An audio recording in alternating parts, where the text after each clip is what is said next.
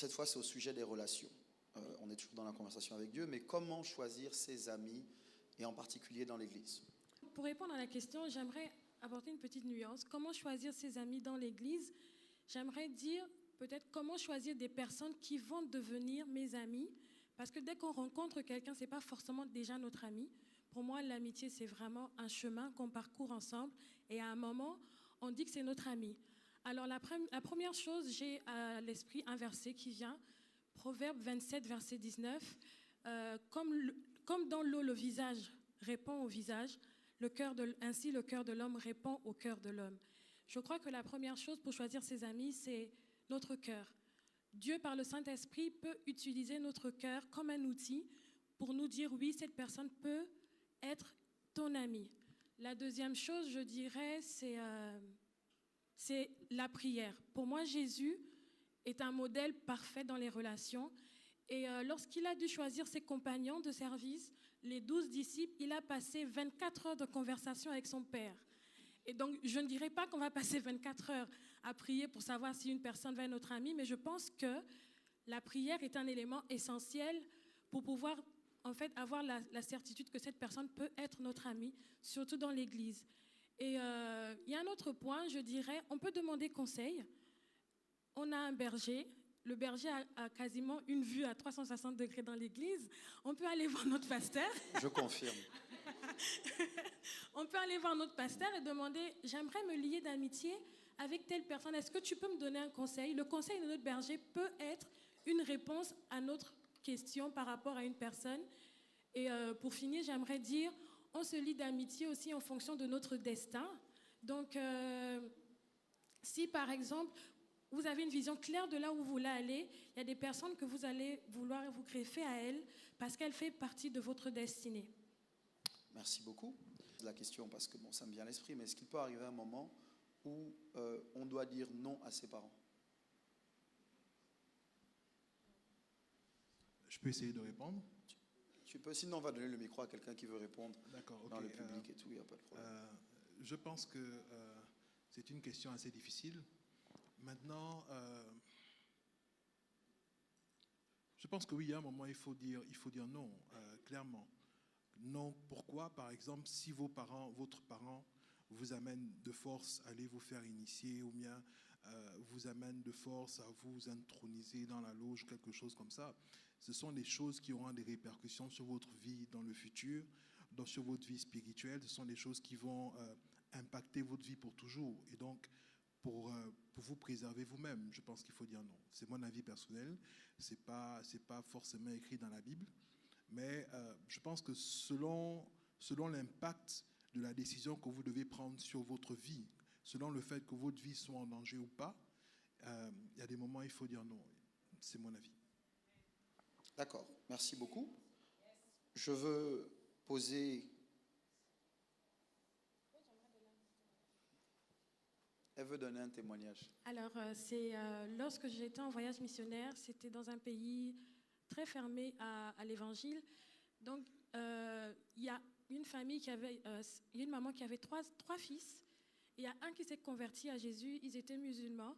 Et ce qui s'est passé, c'est qu'il n'a pas eu le choix. La maman a organisé ses funérailles. Ils ont mis un cercueil dans la maison. Elle a dit que son fils est mort, donc il n'a pas eu le choix, il est sorti. Et à ce moment-là, quand il est sorti de la maison, il a dû vivre d'abord dehors. Mais ce qu'il a fait, il a continué à prier pour ses parents. Et aujourd'hui, en fait, toute sa famille, elle est convertie. Amen. Super témoignage. Je veux repartir sur les relations parce que je sais que sa fille est férue des relations amicales. Donc je veux poser une question sur la communication. Quelqu'un a demandé, je sais que la plupart d'entre nous, qui ici reconnaît avoir des problèmes de communication? Ceux qui ne lèvent pas la main, qui reconnaît avoir des problèmes de communication? C'est-à-dire que tu sais très bien que tu communiques mal ou que tu ne comprends pas ce que... D'accord. Donc, la question qui a été posée est la suivante, donc je pense que c'est pour nous tous. Comment apprendre à bien communiquer avec ses amis? La question est intéressante. Comment apprendre à bien communiquer avec ses amis? Déjà, ce que je peux dire, c'est apprendre à connaître le langage de l'autre. Par exemple, je suis amie avec quelqu'un d'extraverti, moi-même je suis introvertie. on ne communique pas de la même manière. C'est vraiment, dès le début, on avait plusieurs difficultés d'échanger des mots. Elle pouvait dire quelque chose, je ne comprenais pas. Je mettais l'accent beaucoup plus sur les mots. Donc, on a appris au fur et à mesure, ça fait plus de 4 ans maintenant, à apprendre le langage de l'autre. Je sais que c'est mieux de parler avec elle face à face qu'au téléphone pour éviter les malentendus. Vraiment, parce qu'on peut s'envoyer un message, elle va comprendre différemment ce que j'ai écrit. Donc, je dis, écoute, c'est mieux qu'on se voit, on va se parler face à face pour éviter les malentendus. Déjà, apprendre le langage de l'autre et rester à l'écoute. C'est-à-dire, quand notre ami va nous parler, ne coupez pas sa phrase. Il y a des gens, je connais certaines personnes qui réfléchissent très vite. Donc, quand son ami va parler, elle va dire 2-3 mots, elle a déjà compris l'histoire et elle veut déjà répondre, apporter la réponse. Non, tu peux faire comme ça. Laisse l'autre finir de parler, même si elle prend du temps, c'est de respecter déjà l'autre et rester à l'écoute, lui donner la possibilité de dire tout ce qu'elle veut dire. Donc voilà, c'est ce que je peux dire. Et en 3e point, c'est accepter la différence. Par exemple, la différence de l'autre. On peut avoir 2 points de vue différents, ça ne veut pas dire qu'on n'est pas unis ou qu'on a mal communiqué. Moi, je préfère vivre, par exemple, en appartement. Mon amie va préférer vivre dans une maison. Elle va me dire, mais la maison, c'est mieux. Je dis, non, moi, je préfère l'appartement, mais non, la maison, c'est mieux. Et là, on a 2 points de vue différents. Et c'est bien de l'accepter. Ça ne veut pas dire qu'on a mal communiqué, juste qu'on a 2 points de vue différents. Et je pense à, voilà, s'exprimer clairement. Parfois, on aime tourner autour du pot. On ne veut pas dire exactement ce qu'on veut dire. Ça ressemble aux femmes, ça. Quand tu dis ça, je sens. C'est-à-dire, quand tu dis ça, je sens. Oui. Même les hommes font ça quand même. Ils tournent autour du pot. Ils ne veulent pas être très, très direct. Les hommes, excuse-moi, les hommes, dites c'est pas vrai. Dites. Merci. On te redonne la parole, il n'y a pas de problème. Les femmes, est-ce que vous êtes d'accord que les hommes ne sont pas assez directs parfois? Merci. Bon, ok, on est d'accord qu'on n'est pas d'accord. Voilà. Non. Voilà, 2 points de vue différents. Donc, en fait, c'est de pouvoir s'exprimer clairement. Merci. Vraiment s'exprimer clairement. De pouvoir dire ce qu'on pense vraiment. Par exemple, si vous avez un ami qui est peintre, vous voulez repeindre votre salle de bain, vous allez dire, bon, mon ami, bon, j'aimerais avoir une couleur, peut-être un peu de vert ou un peu d'orange. Et la personne va venir mettre du vert et de l'orange. C'est ce qu'elle a compris. Et elle va dire, mais pourquoi tu as mis cette couleur? Ah, mais parce que c'est ce que tu m'as peut-être dit. Mais tu me connais assez, tu sais bien que j'aime le bleu. Finalement, on ne se comprend pas. Donc, vraiment s'exprimer clairement et ne pas, en fait, ne pas hésiter, à reformuler.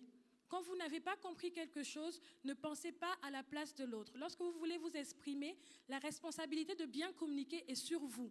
Donc, vous devez vraiment vous exprimer de façon claire afin que l'autre puisse comprendre. Si tu n'as pas compris, n'hésite pas à reformuler, à poser des questions pour que vous arriviez à bien vous comprendre.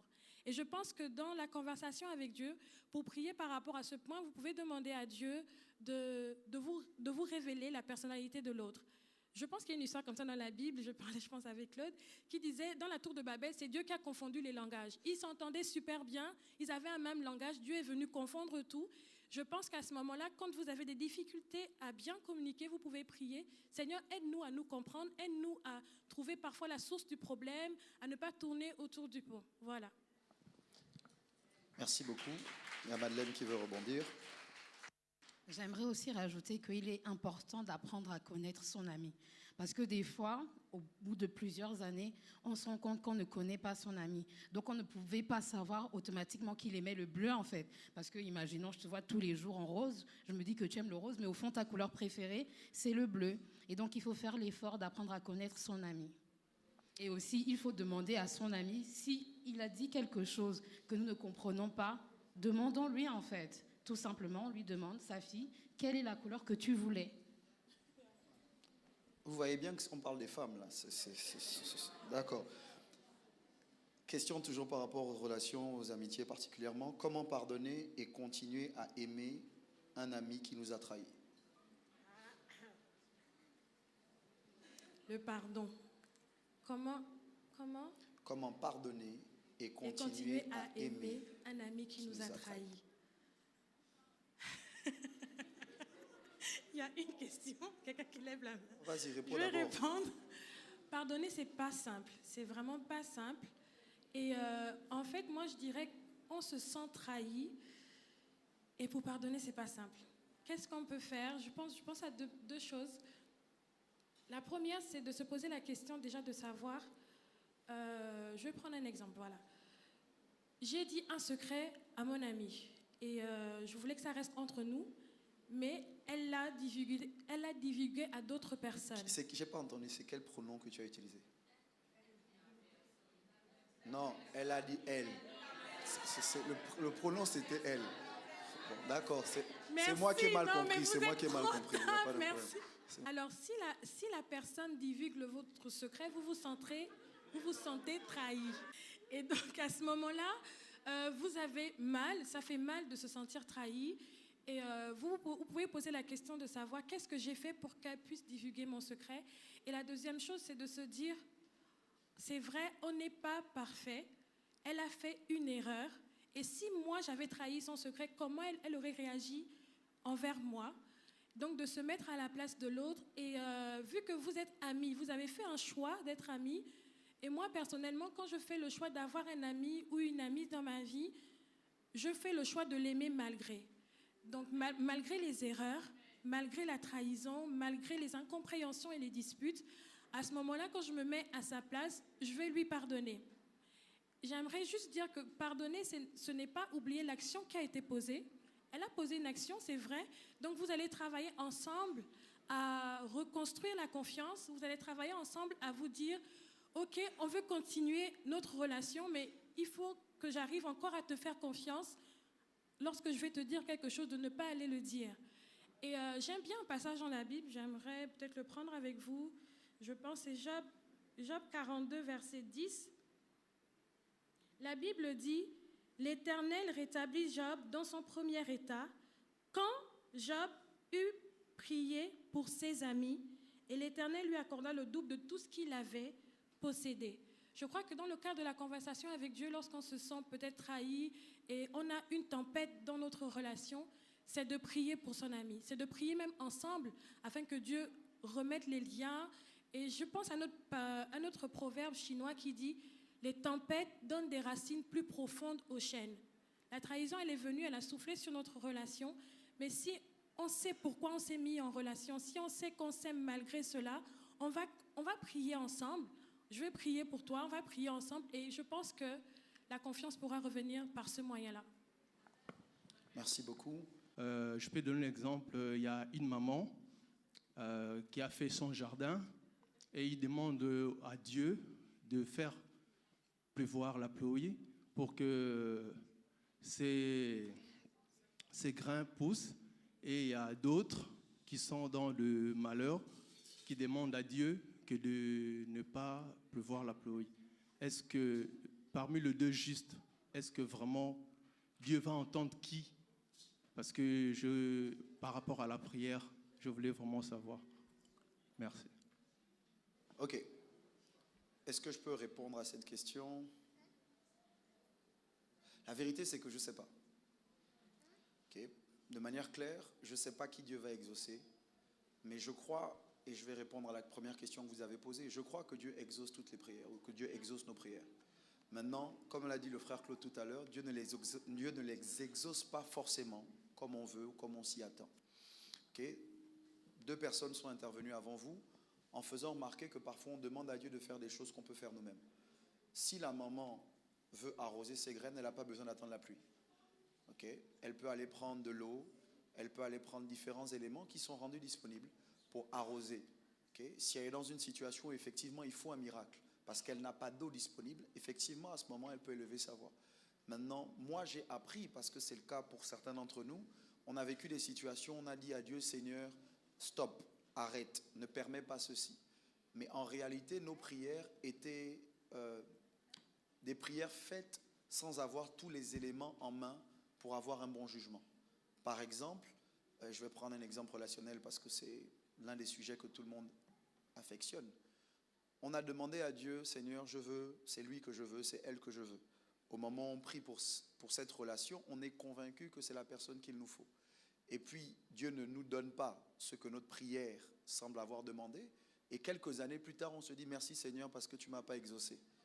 Merci Seigneur parce que tu ne m'as pas donné cette personne. Parce qu'on n'avait pas tous les éléments au moment où on la demandait à Dieu. Que quelqu'un dise Amen juste parce que je veux être sûr que... Ok, voilà. Donc ça, pour moi, Dieu nous a exaucés. Mais il n'a pas exaucé la prière comme on la voulait. Parce que Dieu est plus préoccupé par notre bien que nous-mêmes. Et qu'au final, Dieu ne va pas nous donner quelque chose pour nous détruire. Est-ce que ça va? D'accord.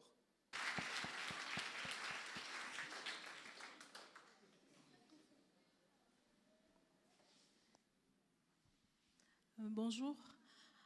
Ma question, c'est par rapport au service. J'aimerais savoir à quel moment, lorsqu'on ressent dans son cœur, on doit se mettre au service du Seigneur.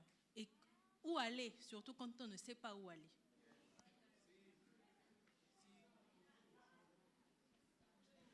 Je pense que dès qu'on ressent dans son cœur qu'on veut servir, on sert automatiquement. On ne se pose pas encore la question pourquoi, est-ce que je dois. Et après, quand on ne sait pas, on voit son pasteur et on lui demande tout simplement, parce que je pense que Dieu lui parle et qu'il nous mettra quelque part où on a besoin de nous et où ça pourra nous aider à grandir. Je pense que pour enchérir à ce qu'elle a dit, en fait, ce que ta main va trouver à faire, tu peux le faire dans la maison de Dieu. Par exemple, moi, quand je me suis convertie, j'ai servi, je pense, dans tous les départements. J'ai fait le ménage, j'ai servi au niveau du multimédia, j'ai servi au niveau de la comptabilité, j'ai servi au niveau de la louange, jusqu'à ce que je trouve ma voie dans l'église. Et quand j'ai reçu l'appel de Dieu, par exemple, pour la louange et l'adoration, j'ai servi au niveau de la louange et l'adoration. Mais quand tu trouves quelque chose à faire, je pense que dans l'église, il y a toujours quelque chose à faire. Merci. Il y a une autre question derrière. Ah, c'était la même question, ça a été répondu. D'accord, super. Est-ce qu'on peut acclamer le Seigneur ce matin?